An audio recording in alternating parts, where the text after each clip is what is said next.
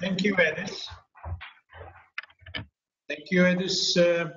Do you see me? Well, we see your presentation, Neven. Okay. But perfect. Your camera is off, so it's up to you if you also want to turn it on during the presentation. Okay. I have turned it on, and I suppose you can put it in a corner. Okay, Indeed. Thank you very much, Edis, for this excellent introduction. I think you have already given a very good highlights to what I'm going to speak about. I would also like to say hello to participants. This webinar was built upon my previous talk in Kiev. I'm sorry that this time I'm not in Kiev. It's a very nice city, very nice place, and I would, of course, like to get to know Ukraine better. Let me start with this slide. Do we actually need energy planning?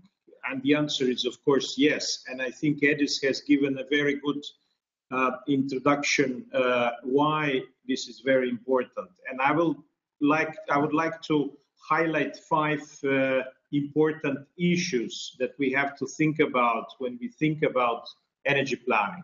We have in energy very long investment cycles. When we do some infrastructure investment, we're talking usually about 20, 30 years time. If we let that to the markets, it will not happen because markets are usually working on a short term. So we have to do some planning in order to give to the markets idea what is going to be needed in the next 20 or 30 years. In order to see what types of energy systems will actually make money in the future, we have to do quite integrated planning. What Edis has said quite well is that cities are very important, extremely important, because the future of energy systems is integration of power, heating, cooling, transport, water systems. And these systems are very dense in cities. So these are the places where we can reap the benefits. And in this way, we can make all these systems also cheaper by using waste from one part of the system, one system, and moving the excess to the other subsystem. Instead of building separate infrastructures and separate systems, which is very costly, we have to think how to integrate them from the start on. And in order to do that, we have to do integrated planning from the beginning on. There are many technical issues which are often particular to your community. So you can, of course, learn from other cities, from other communities, but in the end, you have to do it yourself. You have to see what's particular for your community. You cannot just copy-paste somebody else's energy plan and say, well, it will work for my city. It will not. Some cities are more dense, some cities are less dense, some cities have access to gas networks, some cities don't, some cities have lots of biomass nearby, some don't, some have flat roofs, some don't, some have district heating, some don't. So we have to actually think about energy planning, integrated planning, taking into account the special needs of our communities. Also, what is extremely important is to use energy planning to build arguments, because often the lobbyists will use simplified arguments to tell us that what we think is good technology is not good because their technology is better. So if we want to win these arguments in public, in media, then we have to have data. And we can have data only if we did model our future. Then we can prove that, well, there is enough space on our rooftops for PV, for example, or we have enough biomass to run biomass district heating, or any such issue. So these are the things that have to be well prepared in order to win the arguments. We will probably start from much simpler things. Some of the communities have sustainable energy action plans, and for sustainable energy action plans, you need strategies to build them and then to report on them. And then you also need lots of data to budget plans for sustainable energy action plans. So most of you are starting at that point, but you will see that later on more and more things will open, and you will need more and more data and more answers to make your plans better. So let me go a little bit wider to the wider world to see what's happening in the energy systems. What is the context? Why are we changing everything? Why the systems that worked very well in 20th century are not working well in 21st century?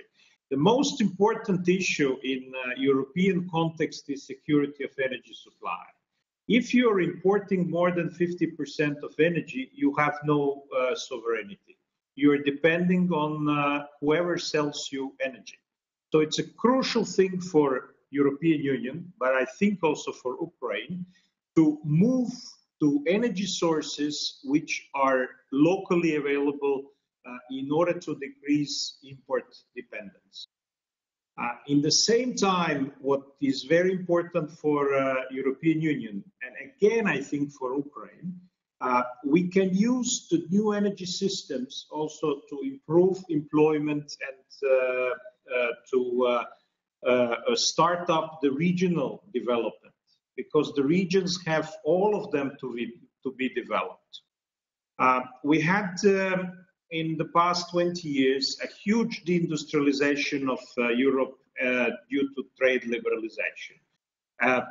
New energy systems are a way how to return the industry back to Europe. In a way, by boosting growth and jobs, by meeting our climate change commitments. Also, with this, in this way, with new energy systems, we can mitigate global warming, we can improve environmental protection, and we can start the sustainable development. So this is all good, but how to do it? European Union has not much fossil fuels left. I think Ukraine now has a similar pressure that fossil fuels it has are not enough, so it has to import them. Nuclear energy is good from environmental point of view, but it's quite expensive. 110 euros per megawatt hour is the price in Europe. It's politically very difficult in some countries. It's additionally expensive for small countries and even more for new entrants. So nuclear energy is not something that we see as a general solution. It might be a solution in some countries. So therefore, renewables are becoming the main or the only left source of energy to increase the security of energy supply. Hydro is excellent resource, but we have built all the hydropower plants in Europe a long time ago, so we can't count on hydro. Biomass is excellent, but it's very much used in European Union. It should be used more in Eastern Europe, probably also in Ukraine. But one should actually think about what are the limits to biomass. One has to understand that efficiency of biomass is relatively low. The efficiency of conversion of solar energy into chemical energy into plants, something what we call photosynthesis, is only 2%. And then there is 20% of the Rankine cycle efficiency, and we get only 0.4% of efficiency of solar energy to electricity. So it's much more efficient to plant solar power plants than biomass. So in the long term, we should think only using waste biomass or biomass from co-production. So if you have wood industry, most of wood should go into furniture, and only the leftovers should be burned for energy. But of course, in the meantime, when we have excess of biomass, it's of course better to use it domestically than to export it, because that means more local added value. Geothermal energy, it's only available in some places. So what we are left with are wind and solar, and there are lots of them and everywhere, and they're now quite cheap also. There is a problem with them. They're variable, intermittent. So integrating them, it's difficult. When we look at integral energy planning, we should attack the problem from two sides. One side is to start increasing efficiency of resources and reduced use of resources in order to reduce the pressure on energy resources. On the other side, we should slowly start replacing unsustainable energy resources like fossil fuels with sustainable energy resources. And once we come to the point where all our energy resources are sustainable, then we have actually done what we wanted. So the present system is low efficiency, non-renewable. We have to actually jump to this high efficiency renewable quadrant. If we stay with low efficiency, it will be very difficult to cover that with renewables, because that would mean many power plants. If, on the other hand, we go to high efficiency but with non-renewable sources, then we have security of supply issue, and also we have the price issue. Because renewable energy sources are now the cheapest of all sources if implemented well.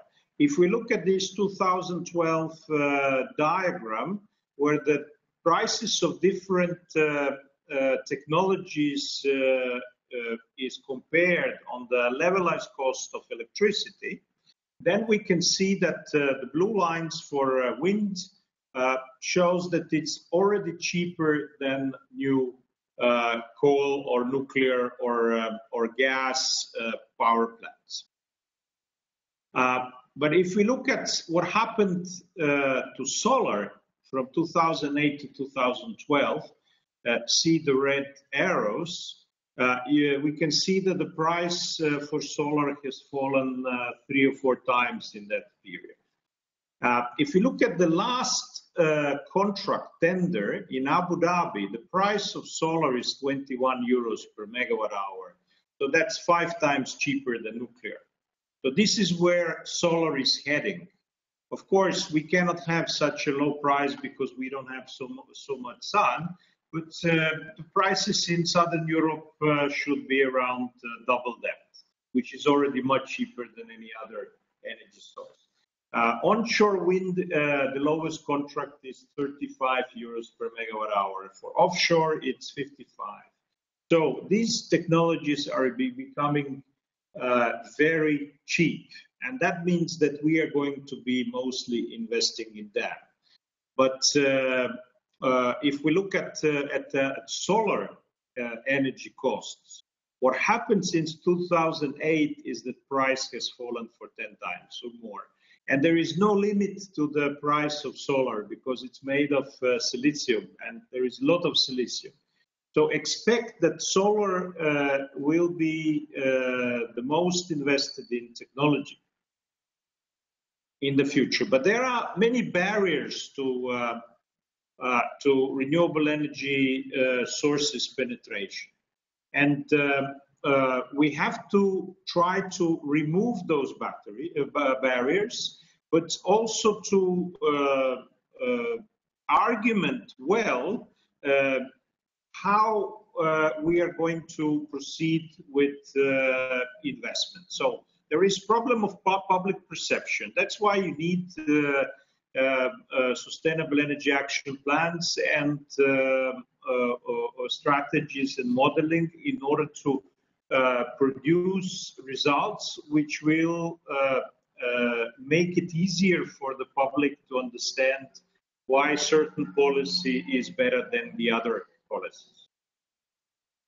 There is, of course, nature of renewable energy sources, the intermittence, the technical limits for grid penetration, etc. And this is where cities are extremely important, because if we integrate the different energy systems, also transport system and water system, we can actually resolve this variability issue. There are structural barriers in regulation, in all kinds of standards, which we have to remove slowly. Many of them are local.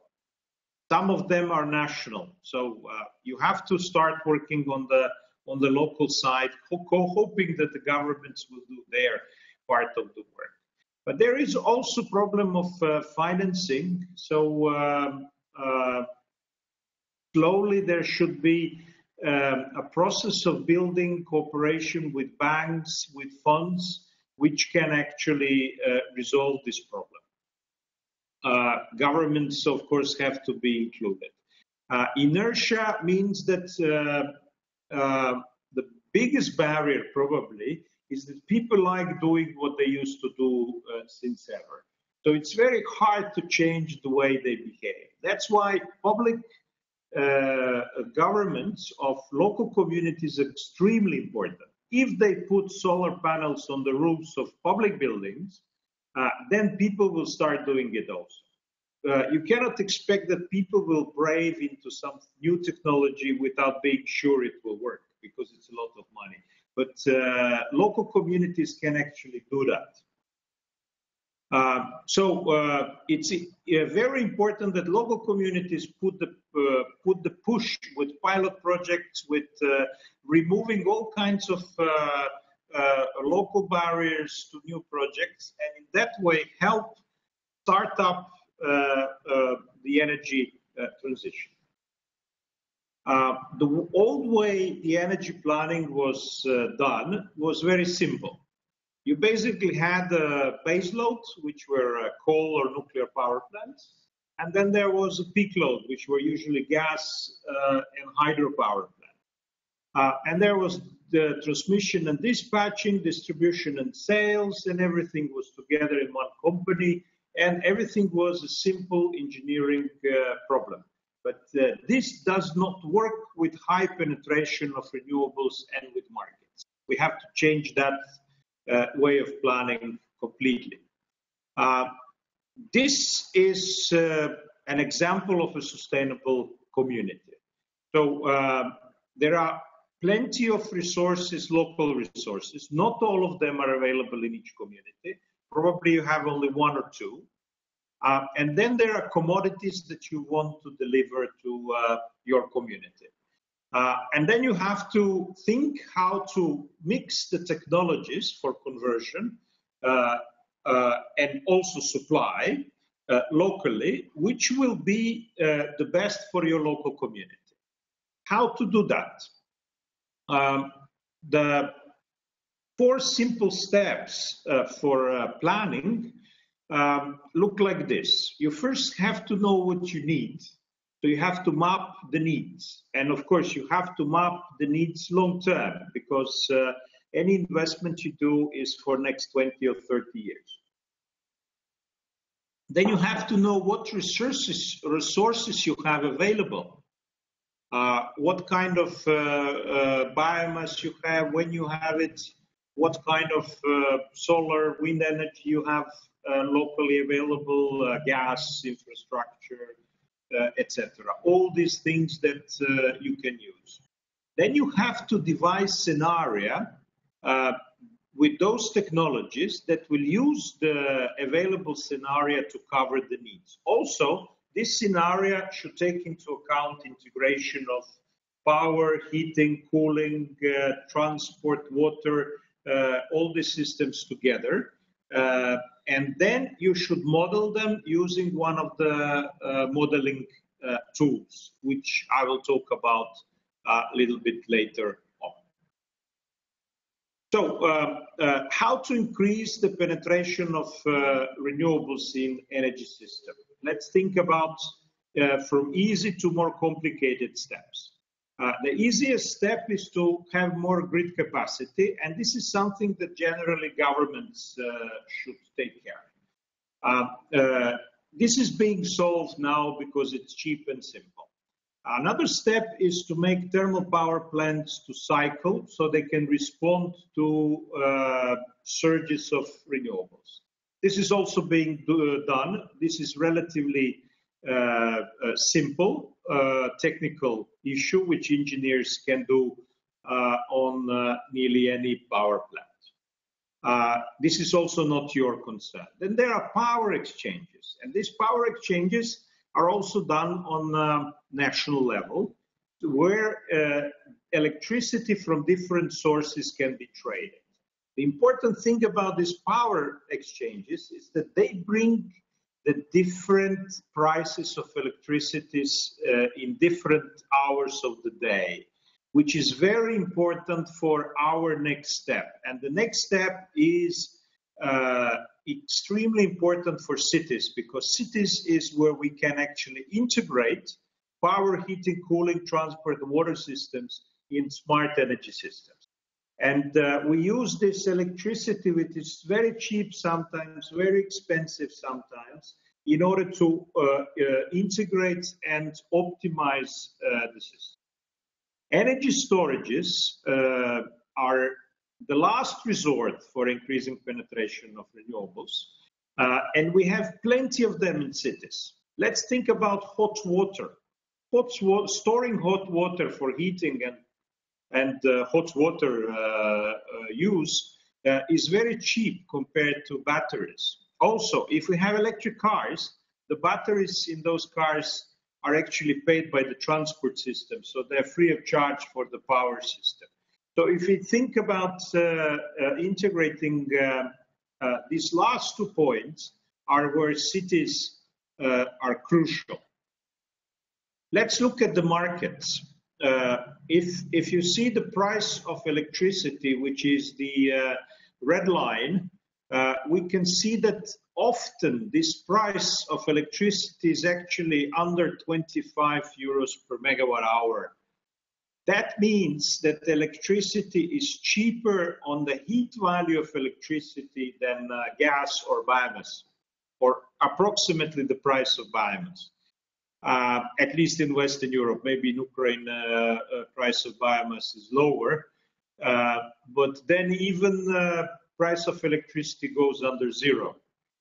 That means that often electricity is so cheap that it makes sense economically to convert it into heating. And in that way, we increase the possibility for integration of renewables on one side, but we are also improving the cost of our heating systems because we are using free fuel or very cheap fuel. So how Danish are doing?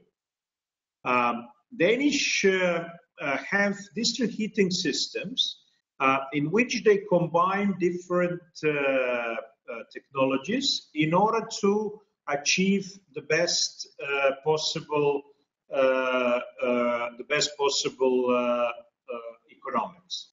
So when the price of electricity is high, this is the pale green line, then they turn on gas cogeneration plants, produce electricity, sell it on the market, and produce heat and store it in the heat storage. When the electricity price is zero or negative or very low, then they convert electricity, which they buy on markets, into heat and store this heat. People in Croatia sometimes tell me, but these are rich Danish, they can do it. And then I answer them, yes, they're rich because they do it in this way. This is much cheaper. They use free electricity in order to heat themselves. But of course, electricity is cheap or free only in some hours of the day. So you need to have heat storage in order to be able to do that. The next thing, which is very important, let me go back slide to this slide, district heating slide. District heating is extremely important in Ukraine. You have lots of it. And you should care about it because the future of energy systems is in district heating. If you have district heating, it's very easy to integrate a lot of variable renewables. The next system for increasing the integration of variable renewables, but also for decreasing the dependency on imported oil, is electromobility. If you have electric cars, they will actually use much less energy. If all the energy they use is renewable, this is 80% reduction of primary energy. Last year, approximately 1% of the global market were electric cars. Around 800,000 electric cars were sold in 2016. So it seems that electrification of personal cars has started, and by 25, most of the cars being sold in some countries will already be electric. But let's look at the problem that this brings us. Let's imagine Austria. If everybody has electric car, and it's 4 million cars, personal cars, and everybody comes home at 4 o'clock or 5 o'clock afternoon, and they plug in into charger, and everybody wants to have a fast charger at home, which means 70 kilowatts, which is possible that they will want it. That will mean that the power needed for half an hour will be 20 times the installed capacity in Austria, which is 14 gigawatts. This is not feasible. So we have to have smart charging, which means that the price of electricity in your charger at home will depend on the time of the day. So if there will be a lot of cars plugged in, the price will go skyrocket, and your smart charger will decide to charge you not at 5 o'clock p.m., but maybe at 1 o'clock in the morning. And it will do it only when there is excess of wind and solar electricity. So in this way, we have modeled it on one small region in Croatia. It's not a lot of energy. If all cars were electric, it's actually 5 to 10% more electricity consumption. But it's a lot of power. And in this case, the green color is what is used for transport. And it's the cars are charged only when there is excess of wind energy in the region. With these two technologies, sorry?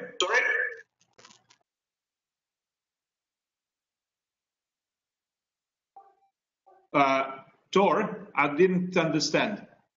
No, there was another microphone that suddenly turned on, but it's solved now. Okay, perfect. Okay, if we put in energy systems variable renewables, this is the black line, and if we increase the wind power percent in the energy system, we are going to be losing some electricity, curtailing wind, more and more wind we put in the system. And it's economically viable to curtail up to maybe 5–6% of wind, meaning that we can only have 15–20% of wind in the energy system. If we add district heating to that, then we double that to 40%. If we add electric cars, then we can go to 80% wind in the energy system. So we have actually solved the problem of high penetration of renewables with these two systems. And both of those systems are depending on the cities. A city has to have district heating, has to use power to heat in its district heating, and has to have electric mobility with smart chargers. So we are depending very much on cities in the next decade or so. So which tools should we use to do energy planning? There is a good paper by Connolly, Lund, Matthias, and Leahy, which you can download from here, or you can ask me to send it to you in PDF, which numbers maybe 200 different energy planning tools. That's a lot of them. But I will talk about only some of them. For example, we used LEEP, LEEP, GIS, Energy Plan, Dispasset, Red Screen, Markal, Times, Plexus, MATLAB, Energy Pro, H2RES, etc. I will talk only about some of these systems. So the first step entering into energy planning is to account for long-term demands and also penetration of new technologies. So there are two main tools we've been used for that. One is LEEP, which is in my opinion very easy and good for communities. Another one, which is an excellent tool, Markal or Times. It's quite hard, and you usually need an expert group that will work on it full time. We have been working with both of them with communities, but the LEEP is something what we usually teach to the communities, and Markal Times we work with expert groups. Then, if you want to know which technology actually can work in a certain context, Energy Plan is probably the best tool. It's free and it's very easy to use it. You can see what works and what it doesn't work. And then often you have to do some distributed planning. For example, heating systems, roof, photovoltaics, grids, etc.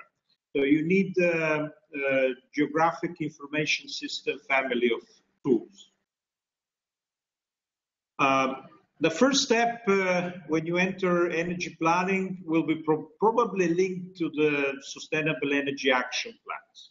Or the next step, which is actually Sustainable Energy and Climate Action Plans, integrated with Sustainable Urban Mobility Plans. And this is what could be called smart energy cities. So integrating everything together into one system. So the harmonization should have some of the following aspects: creation of joint databases, gathering data of energy, environment, climate, and mobility. Then harmonization of plans' timeframes, namely their reference year and timing of their monitoring. So is your base year 2005, 2010, 2015? What are the time steps, etc. Definition of common indicators, joint management of participatory processes, involvement of stakeholders. Then electric mobility, which is the main joining link between SEAPs and SUMPs, and therefore the area that should be developed the most, together with the production of electricity from renewable energy sources. This was what I was talking before in several introductory slides. We have this European tool, eClay, which is very good for starting reporting and assessing the current situation. So you can actually assess it on websites, and it's free for local governments, regional energy agencies, etc. So this is the first step that you should try to do, because it will help you in reporting for SAMs. It's a relatively simple interface. You have to enter a lot of data, but there is not much modeling. It is just reporting data. And then we have to do some vision and action plan development.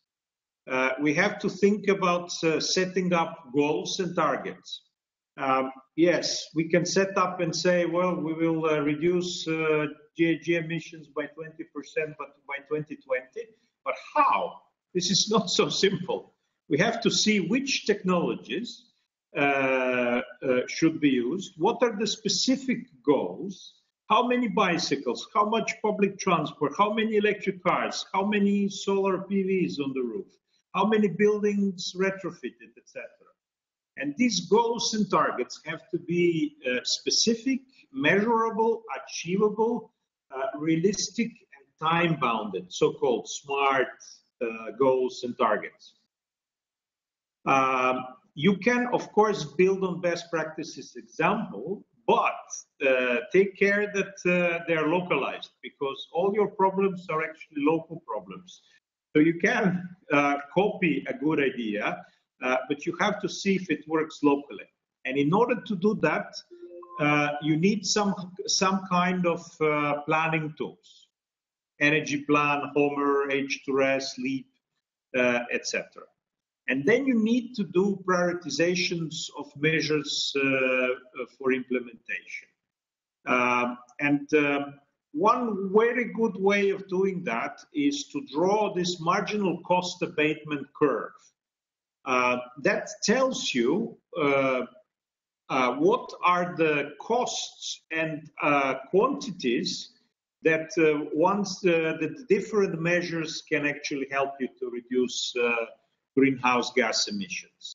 So generally, you are going to immediately start implementing all the measures that have negative costs because they make sense, because they're cheaper. And then you will think about how much of the more expensive measures are you going to want to implement. Because you will sometimes have to think in a way that some of the cheaper measures will actually force on bringing also more expensive measures. Meaning that if you have lots of renewables, variable renewables in the energy system, you need to have a market that will give you a price differential. And that means that you will also need power to heat technologies and electric cars. Another way of modeling is using long-term energy tools to model demand. This is the first step of the analysis because you need to know how much energy you will need in order to know how much energy you can supply. And for that, of course, it's crucial to analyze and quantify all influencing mechanisms like demography, economy, policy, learning curves. Learning curve means how much certain technology will become cheaper during time. So transition to low carbon societies will generally mean life in energy neutral buildings, integrated electric vehicles, etc. But we have to think how fast we want to go into that. So what we want to build is such a community, sustainable community. But we want to see where we want to be in 2020, in 2030, in 2040, in 2050.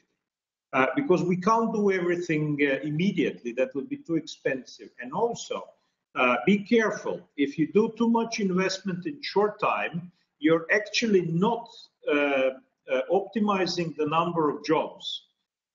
If you want to optimize the number of local jobs, you should spread your investment in new technologies along the time. You should not build 1 gigawatt of solar power plants in 1 year, as Czechs did.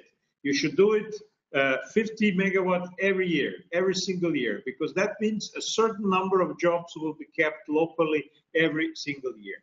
So, but in the end, in 2050, we want to have a very sustainable local community. Classical energy demand planning is usually focused on establishing relationship between economic variables and energy consumption. But the problem with that is that you then do not take into account a very fast change that new technologies can bring. So we think that this is not the best approach. We think that you should go bottom up and really model all the technologies, uptake all the technologies to see what will be demand in future. Because if you build on history, your demand is going to grow all the time. But if you think about more efficient technologies that are now becoming cheaper, then you will see that demand is actually falling, as it is in most of developed countries because of new technologies. We can see it from here. The upper graph is Croatia. We can see that GDP is growing quite strongly since transition period. We have certain problems during last 5-6 years.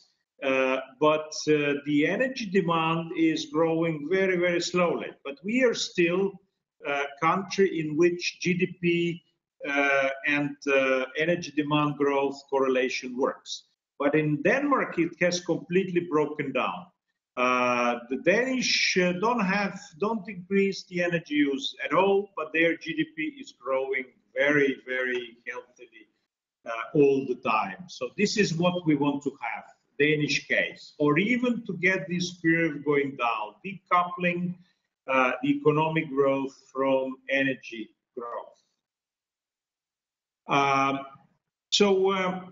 The simple approach, as I said, to energy demand modeling is to do trend line analysis. Just follow the history.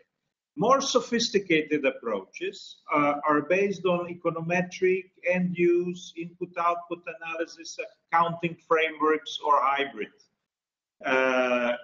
So you should think about which one of those are best for you. You should, of course, always start from the simplest one, but don't stop at that. Rather than simulating decisions of energy consumers and producers, modeler explicitly accounts from outcomes of decision. So basically, you have a policy which you want to implement. What will be the result of that? And LEEP is a very good example for a tool where you can very nicely model that. You want to see how your policy will actually influence your energy system. Then you use LEEP for modeling of your demand. So if we compare, for example, accounting framework type of model like LEEP with the optimization model, which can be, for example, Times or Mercal, then we should see the difference. In accounting framework, we are constructing plausible scenarios, and then we run a model. We see what are the costs of different options, and then we iterate it as long as we don't reach the least cost and the most plausible scenario. In the optimization model, we create a database of all possible technologies, and then we optimize and try to find the least cost system by optimization process, and then we only check is the solution realistic. If not, then we iterate it. If yes, then we got the least cost plausible scenario. If you see in the right side, you need to have much more data and much more information in order to do modeling. That's why we think LEEP is easier, because you model things that you think are relevant to you. So LEEP, or Long Range Energy Alternatives Planning System, is an accounting framework, user-friendly, scenario-based, integrated energy environment model building tool. You can basically run your model in a few hours' time, if you know what you're doing, of course.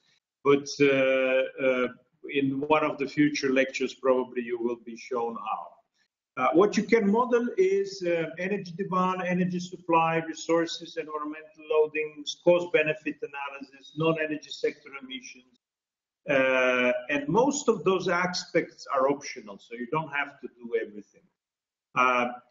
You can choose the time, which can be medium to long term, which can have annual time steps, have unlimited number of years, etc. It's very flexible approach to modeling. You do set up a basic relationship, and you need relatively light initial data requirements. Of course, you can make it very complicated if you really want, but you can start from really very small amount of data. You can run it on a local level, city level, national level, village level, regional level, whatever level you prefer, even a house level, if you really want. And this is one type of result which you, for example, get. So if you invest this much in efficiency measures, which you decided you might want to test, then you will need, then you will result in this less amount of energy needed, so much less investment, and you will actually save this amount of money. You can do it with any type of technology to see, or any type of policies and measures that you want to test. Then let's move to energy plan model, which is free. You can download it from internet. And it's energy system analysis model with a focus on comparing different regulation system ability to integrate variable renewable energy sources. So if you are going with lots of variable renewables into your city energy system, then you should actually try to do that to see how best you can integrate it in the system, how you can use this advantages and disadvantages of renewables in order to improve the whole energy system and resource system of your city. You need to have demands, hourly demands on electricity, heating, cooling, some of them aggregated, some of them hourly, and you need also supply side, or you can of course import electricity from the rest of the national system, and then you will get export balances and critical excess of production of renewables, which means you will get information how much you should invest in district heating and power-to-heat technologies and electrical vehicles in order to improve further integration of your renewables. Of course, you will get all the information about economics and CO2 emissions of your energy systems. It's relatively simple to use, but it needs a little bit more of understanding how energy systems work than LEEP, but it's for a completely different use. You use it when you want to check how your technologies will actually work. And you can get very nice graphics and data out of it. For example, we have used it to see how much solar energy we can actually integrate in Croatian energy system. So depending on different policies and different things, well, we can integrate different amounts from 1,500 megawatts of solar to 2,500 megawatts of solar, depending what kind of demand response technologies we actually add to the system. So with knowing how much you can integrate, let's say in a 20 or 25 years time, then you start your program for solar roofs that will say, well, I want to build 1/20th of that amount every year. So I increase the number of local jobs, maximize the number of local jobs, because the local solar jobs depend on installation rate. Then there is a Disposet model. It's a new European open source model. It's similar to Energy Plan. It's if you want to do some programming, it's also free. You can download it from JRC website. And then we come to GIS tools, which are very important in cities. There are some commercial tools like ArcGIS, or some free tools like QGIS, or custom-made solutions. Basically, all your information is geographically dispersed. So you know what is happening in each street, in each building, or in each area that you need to look at. So, for example, this is city of Velika Gorica, a small city, 60,000 people in Zagreb, and we were doing GIS district heating analysis of the city. So you can see the buildings here, and then we add here district heating and natural gas grids. So you can see the red one are district heating grids, and the green one are gas grids. And then we calculated how much heat demand there is in different parts of cities. We used 100 times 100 meters squares.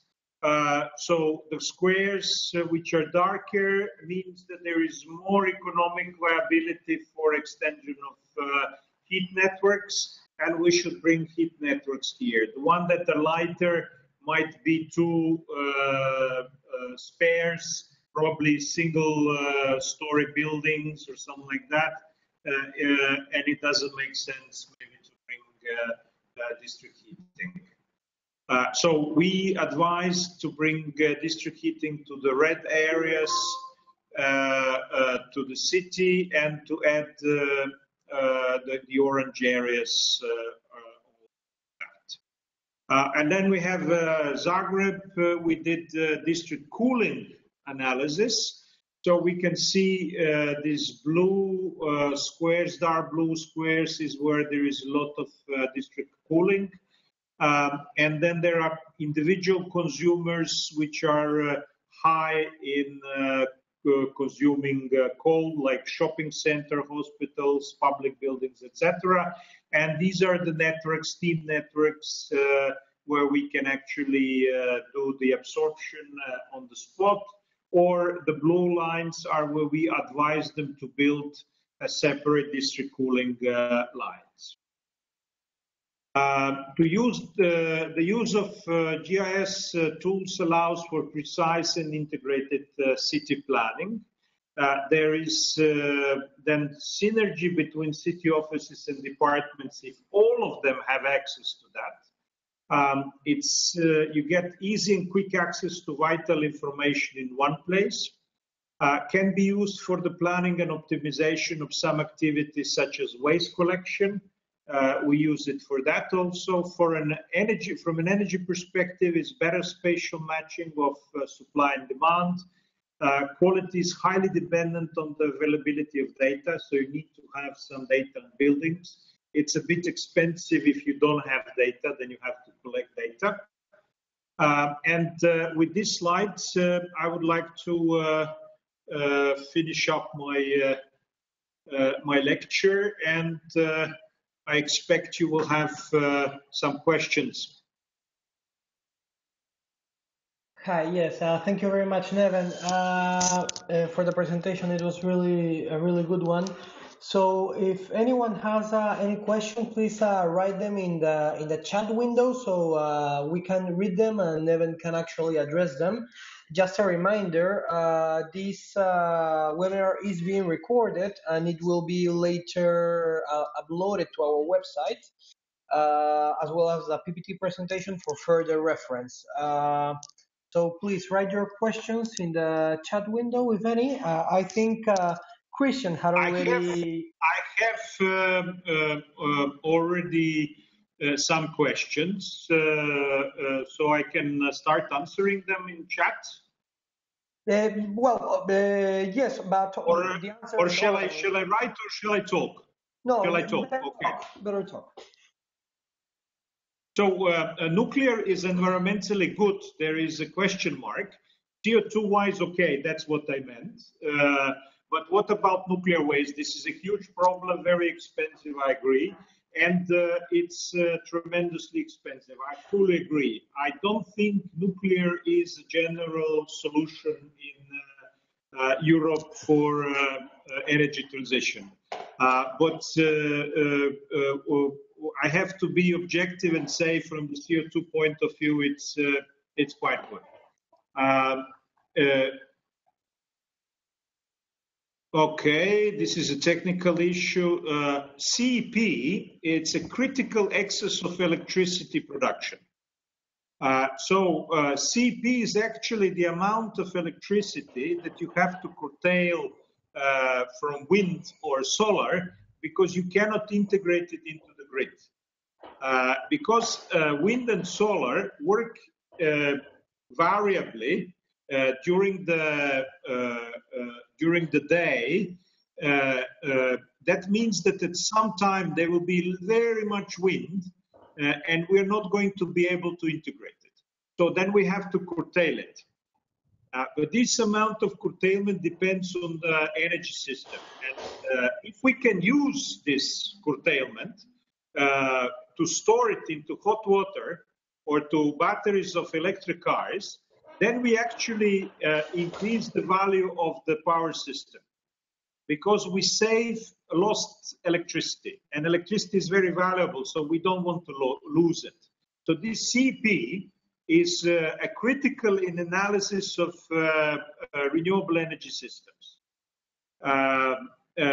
If it's more than 5, 6, 7%, then the viability of renewables is actually falling down, economic viability. So we should try to find technologies that enable us to keep it under the price, under the 5% mark. And power to heat and electric mobility are two important technologies. I hope I answered that one to C, to Christian B. Okay, and then what was the name of the last GIS tool presented at the end? Okay, I'm not completely sure. We used either ARGIS or QGIS. I think this is ARGIS. ARGIS, I think we use this one now.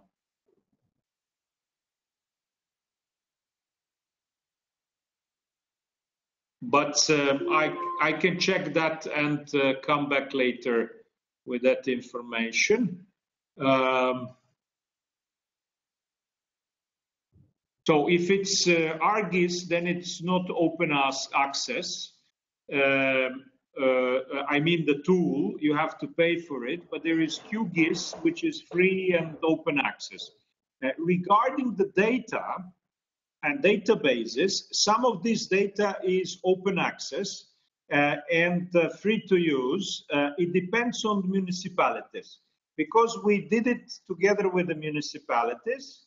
And then some of the municipalities agreed that we put everything free online. Some agreed that we put only part of the information online. But our idea is that everything should be online at free access, because that should be used by everyone. But this is a process that takes some time to explain to local communities that it's actually better to have all the data online and free access. Anyway, there is a European Heat Roadmap Europe, which is open, and you can see all the data. All the data for all Europe. So, for example, PETA, Atlas, let me...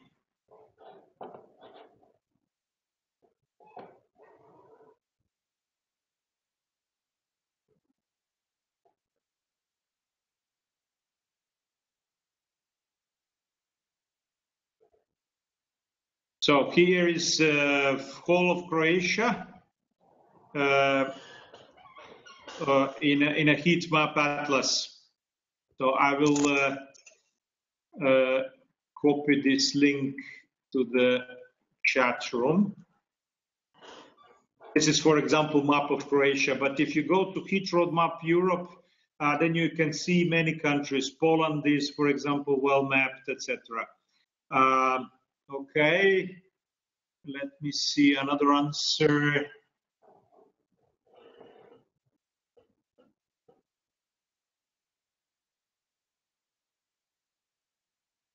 About CO2 reduction as a performance indicator.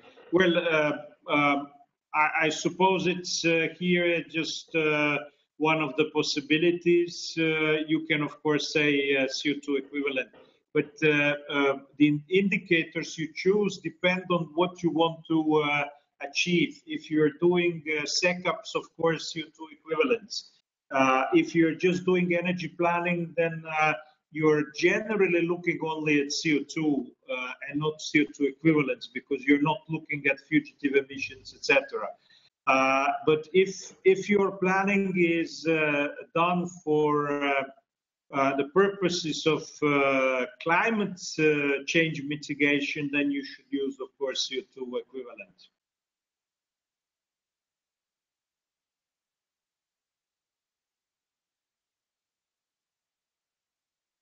Aha, okay, for Tatiana, yes, well, we are building on Heat Roadmap Europe, but Heat Roadmap Europe approach is that they try to use available data on your European level. But if you want to do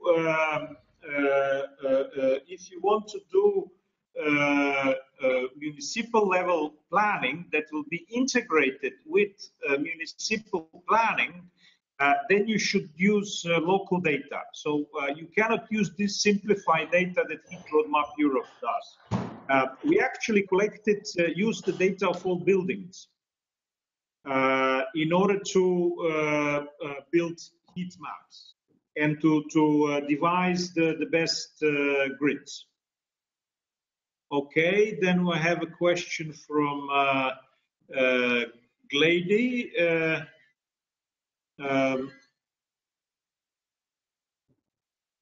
Okay, what are the first steps that municipalities should do to take?